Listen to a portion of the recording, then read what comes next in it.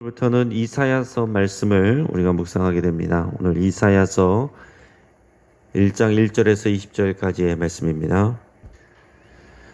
자, 오늘 본문을 통해서 삶의 예배라는 제목으로 말씀의 은혜를 같이 나누겠습니다. 자, 여러분, 믿음은 좋은데 비도덕적일 수 있겠는가? 그럼 어떻게 생각하십니까? 우리 주변에 믿음은 좋지만 생활면에 있어서는 사람들에게 비호감이거나 또 욕을 먹거나 하는 사람들이 있습니다. 반대로 욕을 먹는 사람인데 사람들이 다 싫어하는 사람인데 알고 보니까 교회 다니는 사람이고 교회 또 중직자고 그렇다더라. 사고가 나서 뉴스에 보니까 다 그 사람들이 교회 다니는 중직자더라. 이런 얘기를 많이 듣습니다. 그래서 교회에 실망을 하거나 이 가식적인 교회, 그리스도인 이런 이미지를 세상에 있는 사람들이 많이 가지고 있습니다. 믿는 사람들이 더하다라는 말을 여러분들도 많이 들어봤을 겁니다. 또 주변에 보면 건축하는 분들이 교회 건축은 꺼린다는 얘기도 들어봤습니다. 왜냐하면 돈을 제때 주지 않거나 또 떼이는 경우가 많기 때문이라고 그럽니다. 이런 일들을 우리가 어떻게 이해할 수 있을까요? 믿음은 좋은데 성격이 나쁘고, 믿음은 좋은데 비인격적이고, 믿음은 좋은데 정의롭지 못할 수 있는 것인가? 믿음이 좋다고 말할 때 우리는 무슨 근거로 말합니까? 대부분 교회 생활을 열심히 하면 믿음이 좋다라고 생각을 하는 겁니다. 교회의 중요한 일들을 도맡아서 하고, 또 중요한 직분들을 맡고, 누구보다도 교회를 위해서 수고를 많이 하거나 또 예배와 기도에 빠지지 않고 또 기도를 오래 하거나 유창하게 하면 믿음이 좋다라고 생각을 합니다. 하지만 하나님은 오늘 본문을 통해서 믿음과 삶이 분리된 것이 아니고 또한 예배와 삶이 분리된 것이 아니다라는 것을 분명하게 말씀하십니다. 이 이사야서는 남유다 백성들의 죄악에 대한 하나님의 경고와 심판 예언을 전한 선지자입니다. 그 선지자를 통해서 하나님이 전하신 그런 메시지예요. 이 백성들이 제사 드리는 데는 열심인데 동시에 삶에서는 이웃을 괴롭히고 또 착취하고 또 그 지도자들은 하나님 앞에서 올바르게 쓰지 아니하고 세상 속에서 갑질하는 이런 일들을 하고 있었습니다. 여기에 대해서 하나님은 이사야 선지자의 입을 빌려서 강력하게 여기에 대한 경고를 바라고 있습니다. 오늘 1절에서 3절까지 말씀은 우리 자기 백성을 고발하신 하나님에 대해서 보여주고 있습니다. 우리 1절에서 3절까지 말씀을 같이 읽어보겠습니다. 시작.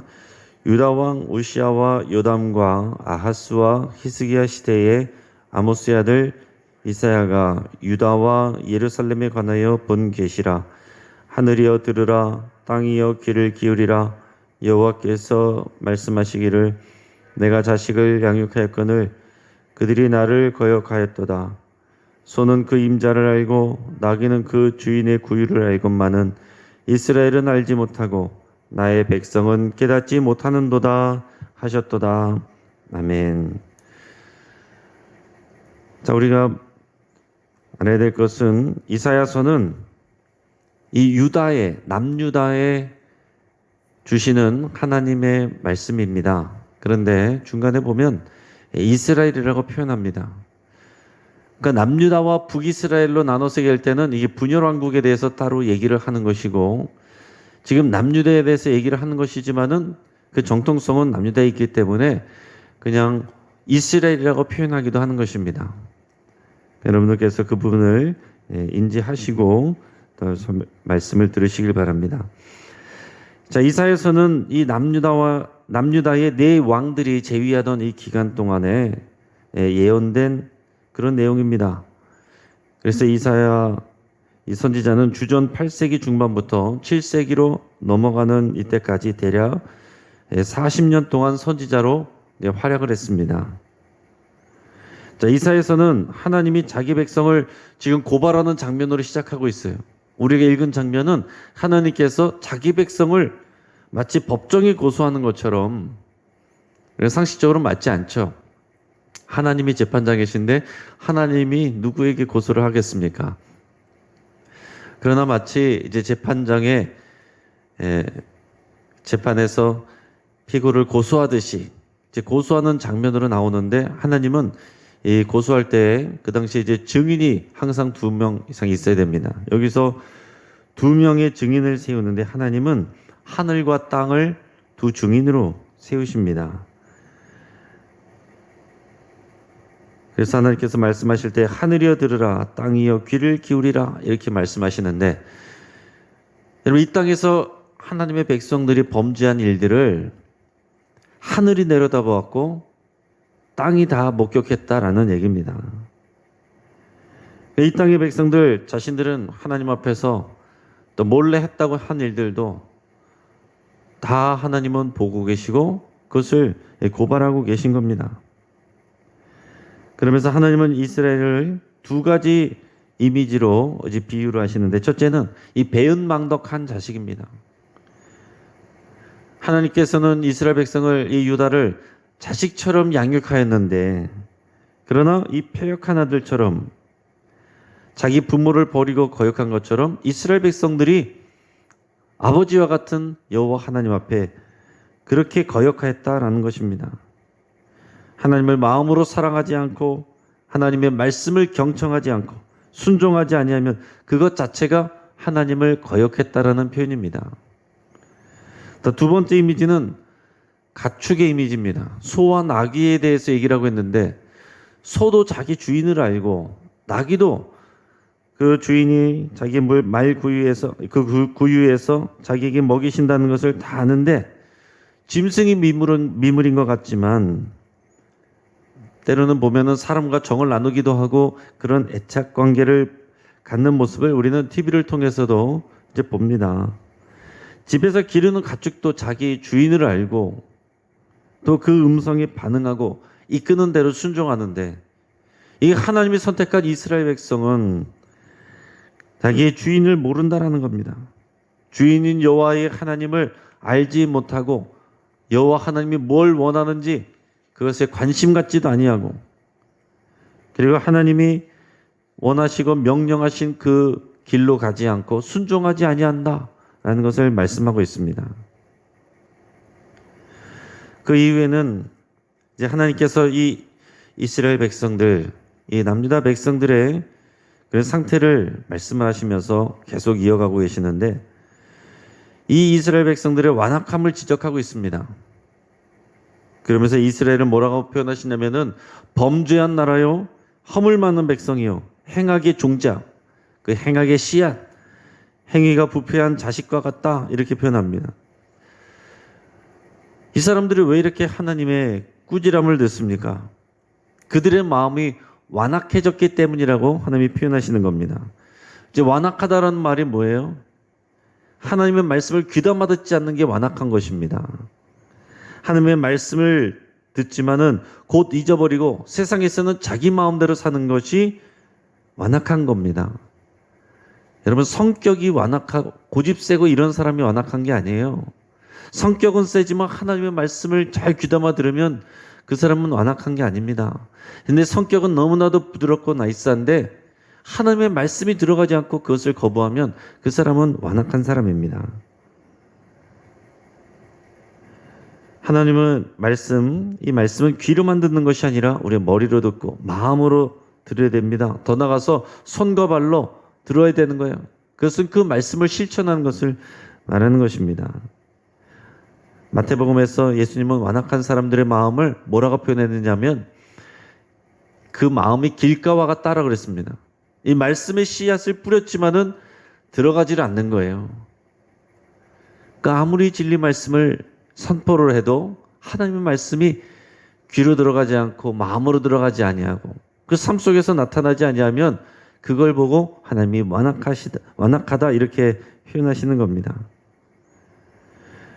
그러면서 하나님은 이스라엘의 백성을 그 상태를 사람의 몸으로 표현하는데 지금 이 남유다 백성, 이 이스라엘은 온 몸이 병들었다라고 얘기하고 있습니다. 온 몸이 병들었다.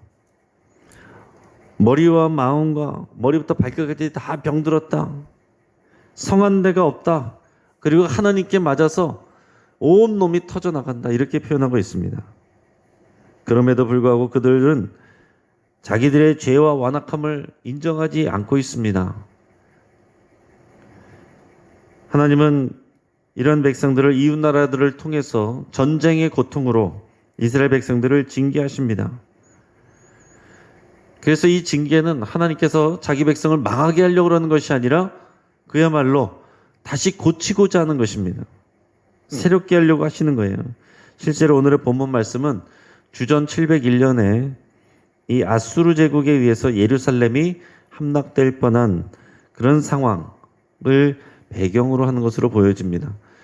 그래서 이 예루살렘이 공격을 받았는데 어쩐 일인지 그들이 함락까지 가지 않고 중간에 돌아가게 되는 그런 상황이 있었습니다. 그래서 이제 이 이스라엘 백성들, 이 남유다, 특히 이 예루살렘 성이 큰 어려움과 고통을 겪은 거예요. 믿음 없는 사람들은 이러한 일들을 얘기하면은 이것을 그냥 하나의 역사로 얘기를 합니다. 하지만 오늘 성경의 말씀을 통해서 역사는 하나님께서 일하심의 결과이고 하나님이 여전히 역사의 방향을 이끌어가고 있음을 우리들은 그것을 알아야 됩니다. 교회를 다니지만 세상의 일들, 돌아가는 일들은 교회와는 상관없는 것으로, 하나님과는 상관없는 것으로 세상에서는 세상 방식으로 이해하는 그런 경우들이 있지만 하나님은 모든 일의 주인이시다. 교회에 갇혀 계신 것이 아니라 이 세상의 주인이시라는 것을 이 백성들이 알아야 되고 저 여러분들이 이것을 고백해야 되는 것입니다. 그런데 9절에서 보면 하나님은 이렇게 처절하리 많지 징계하시면서도 소망을 남겨두십니다. 여기에 생존자를 남겨두셨다라는 표현을 하고 있어요. 하나님께서는 자기의 백성을 철저하게 징계하시되 언제나 그 소망의 여지를 남겨놓습니다. 죽이고자 하는 것이 아니라 살리고자 하는 것이기 때문에 그래서 이사야서에서 중요한 그 개념 중에 하나가 이 남은 자 사상이에요. 하나님께서 징벌하시지만 항상 남은 자들을 남겨두셔서 그들을 통해서 새롭게 하나님의 역사를 이루시는 것입니다. 다시 살리는 것이 하나님의 진짜 바람이기 때문에 그런 거예요. 그렇기 때문에 하나님께서 우리에게 시험 당함을 허락하시지만은 그러나 감당할 수 있게 하시고 그것도 피할 길을 내주시는 분이 우리 하나님이시다라는 겁니다. 그러면서 우리들의 또 이스라엘 백성들의 이 제사와 순종에 대해서 이제 말씀을 하시는데 우리 10절에서 15절까지 말씀을 우리 같이 한번 읽겠습니다. 자, 시작. 너희 소돔의 관원들아 여호와의 말씀을 들을지어다. 너희 고모라의 백성아 우리 하나님의 법에 귀를 기울일지어다. 여호와께서 말씀하시되 너희의 무수한 재물이 내게 무엇이 유익하뇨? 나는 순양의 번제와 살찐 짐승의 기름에 배불렀고 나는 수송아지나 어린 양이나 순염수의 피를 기뻐하지 아니하노라. 너희가 내 앞에 보이러 오니 이것을 누가 너희에게 요구하였느냐? 내 마당만 밟을 뿐이니라. 헛된 재물을 다시 가져오지 말라. 분향은 내가 가증히 여기는 바요. 월삭과 안식일과 대회로 모이는 것도 그러하니 성회와 아울러 악을 행하는 것을 내가 견디지 못하겠노라.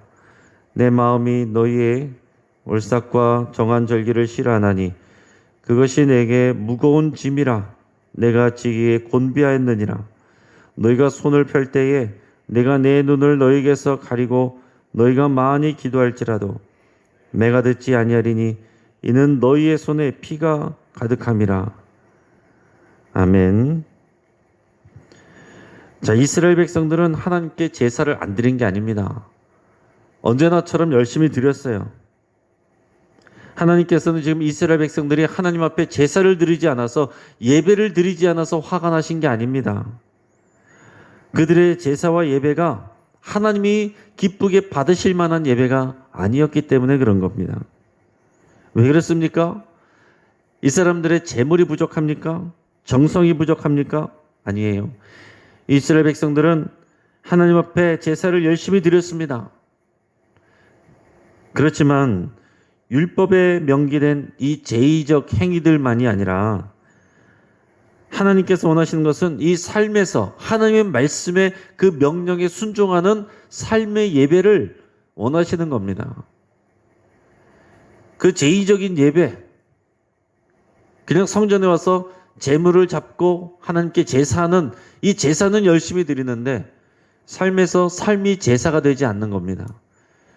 그래서 자기 백성을 향해서 하나님께서 이 소돔의 백성들아, 고모라의 자식들아, 이런 표현들을 하시는 겁니다. 하나님께서 선택하신 백성인데 소돔과 고모라 백성이라고 이렇게 표현을 하시는 거예요. 여러분, 이스라엘 백성들은 자기들의 죄를 씻기 위해서 제사를 드리는 거 아니에요. 자기들이 죄를 씻기 위해서 짐승의 피를 흘리는데 그런 제사를 드리는 그들의 손에 피가 가득하다. 하나님께서 이렇게 표현하고 계신 거예요. 그 백성들의 손에 있는 피는 뭐냐면은 다른 자기들의 민족, 자기들의 동포, 자기 이웃들의 피인 거예요. 자기 이웃들에게 갑질을 하고 그들을 학대하고 그들의 소유를 빼앗고 이런 더러운 범죄의 피가 그들의 손에 있기 때문에 아무리 짐승의 피를 흘려도 저들의 죄가 씻어지지 않는다라고 말씀을 하는 것입니다. 내가 도대체 그 예배를 받을 수가 없다라고 말씀을 하시는 거예요. 내가 견딜 수가 없다라고까지 표현을 하시는 겁니다. 하나님께서 이 제사들을 명령하셨고 또 여러 가지 절기와 또 지켜야 할 것들을 그런 날들을 말씀하셨는데 내가 그것을 너무나도 견딜 수가 없고 싫다라고 얘기하시는 겁니다. 왜 그런 말씀을 하시겠어요? 우리 하나님은 공의의 하나님이시고 또 거룩한 하나님이시기 때문에 그런 것입니다. 하나님이 거룩하신 하나님이시기 때문에 인간의 죄를 가지고 하나님 앞에 나갈 수가 없고 그들을 다 죽일 수가 없으니까 짐승을 죽여서 그 죄를 씻으시고자 하는 것이 하나님의 마음이고 죄를 씻은 다음에는 공의롭게 정의롭게 살기를 원하시는 것이 하나님의 마음인데 그러나 그 제사를 열심히는 드리면서도 절기 때 열심히 나오긴 하면서도 삶 속에서는 정의롭지 않게 공의롭지 않게 하나님의 긍휼과 자비를 베풀지 않는 그런 것을 보면서 하나님께서 너희의 예배를 내가 도저히 받을 수가 없고 견딜 수가 없다 이렇게 말씀을 하시는 겁니다. 오늘 이어서 16절에 17절 하나님께서 원하시는 예배가 무엇인지 우리 같이 읽어보겠습니다. 너희는 스스로 씻으며 스스로 깨끗하게 하여 내 목전에서 너희 악한 행실을 버리며 행악을 그치고 선행을 배우며 정의를 구하며 학대받는 자를 도와주고 고아를 위하여 신원하며 과부를 위하여 변호하라 하셨느니라. 아멘. 하나님이 진짜 원하시는 이 삶의 예배라는 것은 하나님의 말씀대로 하나님처럼 공의롭고 정의롭게 사는 것입니다. 자기 죄의 습관들을 끊고서 자기 스스로를 거룩하게 지키는 것, 하나님께서 이것을 원하시는 거예요. 저희도 마찬가지로 예수님을 믿음으로 십자가의 보혈로 구원을 받고서 끝이 아니라 그 다음에는 죄 씻음을 받았으니 이제는 공의롭고 정의롭게 하나님의 말씀을 따라서 하나님의 긍휼을 베풀어 사는 것이 하나님께서 우리를 향한 바람입니다. 이것은 똑같은 것입니다. 하나님께서는 우리가 선행을 배우며 정의를 구하며 학대받는 자를 도와주고 또 고아와 과부를 위해서 신원하기를 원한다. 신원한다는 것을 쉽게 말하면은 법정에 가서 그들을 위해서 변호해 주는 것을 말하는 것입니다. 그들이 누명 쓰고 있는 것을 풀어주는 것. 이것이 신원한다라는 표현이에요. 근데 요즘은 우리가 살아갈 때 보면 어떻습니까? 지금은 옳은 것이 아니라 돈 있는 사람이 옳게 되는 것이 이 세상의 모습들입니다. 범죄했음에도 불구하고 이 전관 예우나 힘 있는 사람들의 또 그런 변호사들을 뭐 십수명 이렇게 써버리고 그러면 그 변호사들은 옳고 그름을 가리는 것이 아니라 자기 고객이 무죄를 받도록 일하는 것입니다. 그래서 돈 있는 사람은 좋은 변호사를 쓰고 분명히 죄를 지었음에도 불구하고 또 큰 죄를 벌을 받지 않아요. 돈 없는 사람은 작은 죄임에도 불구하고 큰 벌을 받습니다. 여러분, 세상에 이렇게 된다면 이것이 공의로운 일입니까? 이것은 공의롭지 못한 일이고 하나님께서 기뻐하시지 않는 일인데, 이러한 세상의 일들에 믿음의 사람들이 다 동참하고 있다면 하나님께서 그 예배를 어떻게 받으시냐라는 거죠. 사람들은 그러면서 스스로 속는 것입니다. 세상에서는 자기 마음대로 살면서 다른 사람들의 눈에 눈물을 흘리게 하면서 교회 와서는 열심히 예배드리고 봉사하고 거룩한 모습으로 있을 때에 사람들은 믿음이 좋다라고 말하겠지만은 하나님은 내가 가증하다 말하고 내가 너희 예배를 견딜 수가 없다라고 말씀을 하시는 것입니다. 그러면서 하나님께서는 우리에게 언약의 말씀을 기억하고 너의 삶을 다시 선택하라라는 것을 말씀해 주십니다. 우리 마지막 18절에서 20절까지 말씀을 읽겠습니다. 자, 시작. 여호와께서 말씀하시되 오라 우리가 서로 변론하자. 너희의 죄가 주홍 같을지라도 눈과 같이 휘어질 것이요 진홍같이 붉을지라도 양털같이 희게 되리라. 너희가 즐겨 순종하면 땅의 아름다운 소산을 먹을 것이요 너희가 거절하여 배반하면 칼에 삼켜지리라. 여호와의 입의 말씀이니라. 아멘. 여러분, 우리가 정상적으로 이 말씀을 읽으면 이 말씀이 잘 이어지는 것 같지 않은 말씀이에요. 이 앞에서는 하나님께서 실컷 지금 이 하나님의 백성들에 대해서 이 범죄함과 그들의 그 손에 피가 가득한 것을 보고서 견딜 수가 없고 가증하게 여긴다라고, 내가 너희를 고소고발한다라고 이렇게 말씀하셨는데, 여기 와서는 그 끝에 가서는 너희 죄를 내가 양털같이 희게, 눈과 같이 희고 양털같이 희게 만들어줄 것이다, 이렇게 얘기하시는 겁니다. 이게 자연스러운 내용입니까? 여러분, 이것이 만약에 우리가 사람들이 사람 관계 가운데서 이런 식으로 얘기를 하면 저 사람 이상하다고 그럴 거예요. 조울증이라고 그럴 거예요. 그러나 하나님은 마음이 변덕스러운 것이 아니고 결국 하나님의 마음이 여기에 있기 때문에 그런 거예요. 하나님의 마음은 하나님의 백성들을 징벌하시고 미워하시고 그들을 버리시려고 그러시는 것이 아니라 어떻게든 그들이 하나님의 말씀 앞에서 이런 고통 가운데 다시 하나님의 말씀 앞에 나와서 순종하기를 원하시는 겁니다. 그게 언약이에요. 하나님의 말씀을 주시고 순종하면 복을 받고 너희가 그것을 불순종하고 거절하면 세상의 저주가 너희에게 임한다라는 것이 그게 언약의 내용입니다. 그것을 다시 말씀하시는 거예요. 너희가 오라. 너희가 와서 다시 너희가 하나님 앞에 회개하고 또 말씀 앞에 순종하여 나오면 내가 너희에게 약속한 것들 다 누리게 할 것이다. 그러나 너희가 거절하면 칼에 삼켜지리라. 지금 칼에 삼켜질 뻔, 거의 예루살렘이 함락될 뻔 했던 것입니다. 그래서 이 상황에서 너희가 다시 기회를 줄 때에 순종하며 다시 나와서 그 말씀대로 살면 그러면 그 예배를 내가 기뻐 받을 것이고 너희가 내가 약속한 복을 다 받게 될 것이다. 다시 그 언약의 내용을 확인시켜 주는 것입니다. 중요한 건 뭡니까? 이 선택권이 우리에게 있다는 거예요. 여러분, 이것이 하나님의 인격적이다라는 표현의 모습이 이런 것입니다. 하나님이 일방적으로 결정하시고 무조건 되게 하는 것이 아니라 우리에게 두 가지 길을 주시고 결정하게 하신다라는 거죠. 그러나 분명히 얘기해 주시는 거예요. 너희 앞에 두 가지 길이 있는데 내 말에 순종하면 복을 받고 거절하면 칼로 너희가 상하게 될 것이다. 결정은 너희가 해라. 이렇게 말씀하시는 겁니다. 이것이 이미 이스라엘 백성들이 받은 언약의 내용이었고 저와 여러분들에게도 마찬가지인 거예요. 예수님 믿고 구원받고 끝이 아니라 그 다음에 순종하여서 끝까지 하나님 앞에 갈 때까지 살아갈 때 이 땅에서 복을 받고 하나님 나라에서 상급받는 것, 우리가 이것을 생각해야 되는 것입니다.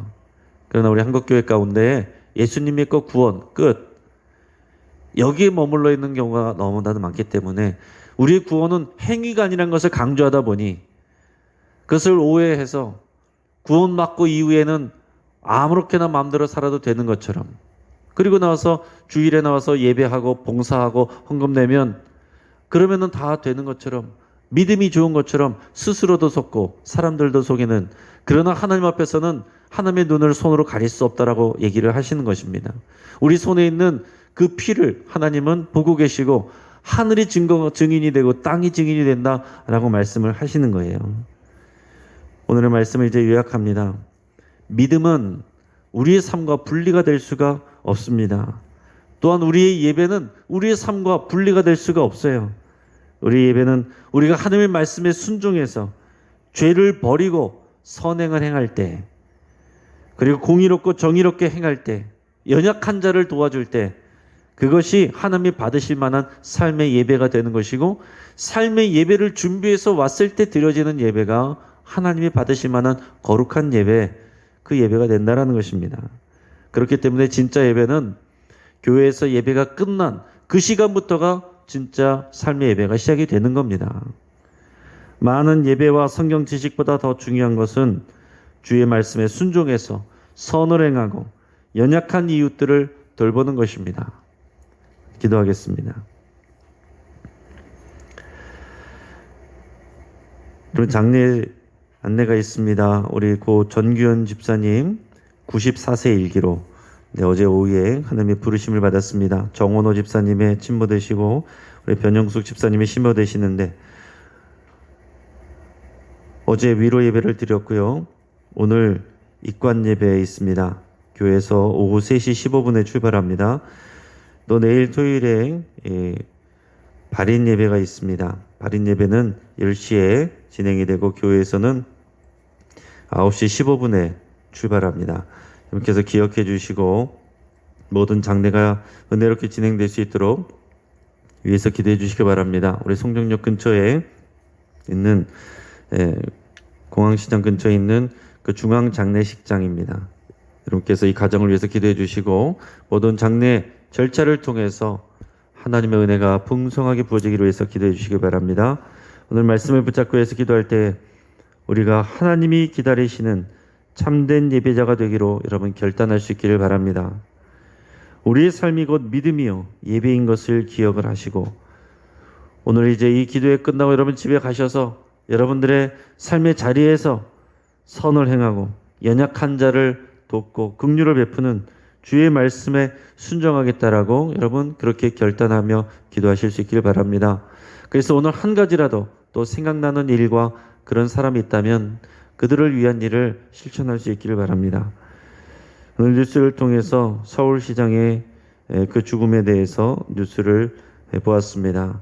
많은 사람들이 충격을 받았습니다. 슬픔을 당한 가정과 또 영혼들을 위로하시기 위해서 같이 기도하고 또 모든 백성들이 이런 황망한 사건들을 통해서 더욱 하나님 앞에 겸비하며 나갈 수 있도록 위해서 기도할 수 있길 바랍니다. 이 시간 주여 한번 간절히 부르짖고 합심해서 함께 기도하겠습니다.